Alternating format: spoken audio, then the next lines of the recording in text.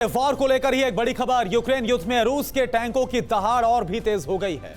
जी हां, लगातार जो बारूद है वो रूस के टैंक बरसाते हुए नजर आ रहे हैं और इसका असर देखने को मिल रहा है। हर तरफ सिर्फ और सिर्फ तबाही नजर आ रही है। हालांकि यूक्रेन के पास इन हमलों का ऐसा लग रहा है कि जवाब भी नहीं है। अमेरिका के अब्राम टैंक्स, ब्रिटेन के चैलेंजर 2 और जर्मन के लेपर्ड 2 टैंक अभी तक यूक्रेन को नहीं मिल पाए हैं।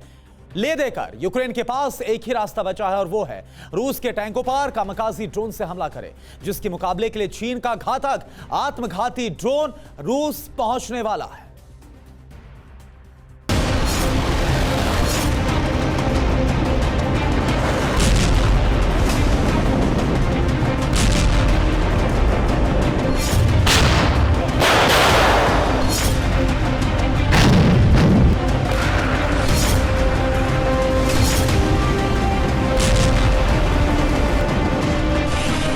फ्रीडम ऐप से सीखकर आप फलों को उगाते हैं क्या? अगर ऐसा है तो आपके फलों को 1 करोड़ फ्रीडम ऐप के जो ग्राहक हैं उन्हें बिना किसी खर्चे के आप उसे बेच सकते हैं।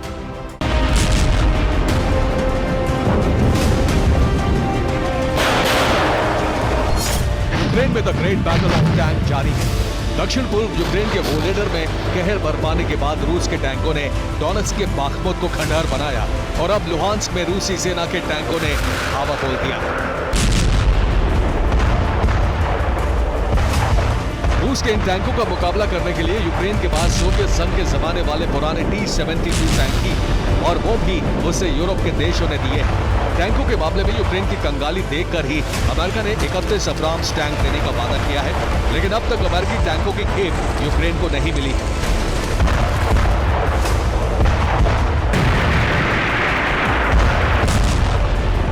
ब्रिटेन से मिलने वाले चैलेंजर 2 टैंकों को चलाने के लिए यूक्रेन की सेना अभी ट्रेनिंग ले रही, जबकि जर्मनी में बने लेपर्ड 2 टैंकों का भी अब तक कोई अता पता नहीं। लेपर्ड 2 टैंक यूरोप के जिन देशों से यूक्रेन भेजे जाने हैं उन सब ने हाथ खड़े कर दिए हैं। स्पेन कह रहा है कि उसके 108 लेपर्ड टैंकों की हालत खराब है और उनकी मरम्मत में समय लगेगा। पोलैंड के पास 200 लेपर्ड टैंक है, लेकिन वो 14 से ज्यादा टैंक दे पाने की हालत में नहीं है। स्विट्जरलैंड के पास 134 लेपर्ड टैंक है, लेकिन वो एक भी टैंक यूक्रेन को देने के लिए तैयार नहीं है।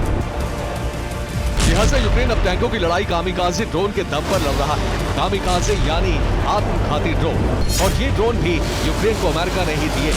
यूक्रेन का दावा है कि पिछले 1 साल में उसने अमेरिका से मिले स्विच ब्लेड 300 ड्रोन के दम पर रूस के 1000 टैंकों को तबाह किया है। जंग में इस ड्रोन की कामयाबी देखकर ही अमेरिका ने यूक्रेन को स्विच ब्लेड ड्रोन का advance version switch blade 600 supply करना शुरू कर दिया है।